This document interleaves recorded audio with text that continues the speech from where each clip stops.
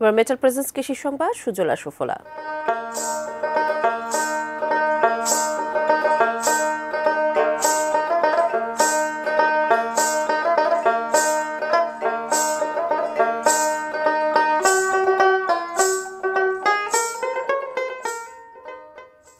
কুমিল্লায় মরিচের বাম্পার ফলনের পর চলছে শুকানোর কাজ। বাজারে দাম ভালো থাকায় শুকনো মরিচ থেকে এবার বেশ লাভের আশা কৃষকের। কুমিল্লার অন্তত প্রায় ৬ উপজেলায় মরিচ উল্লেখযোগ্য অর্থকরী ফসল। এছাড়া পুরো জেলাতেই কম বেশি মরিচের চাষ হয়। অনুকূল আবহাওয়া ও রোগবালাইয়ের আক্রমণ না থাকায় এবার মরিচের বাম্পার ফলন। এ জেলা থেকে মূলত শুকনো মরিচের সরবরাহ হয় সারা দেশে, তাই এখন বাড়ির উঠোনে দাওয়ায় দেখা মেলে রোদে শুকানো হচ্ছে লাল পাকা মরিচ।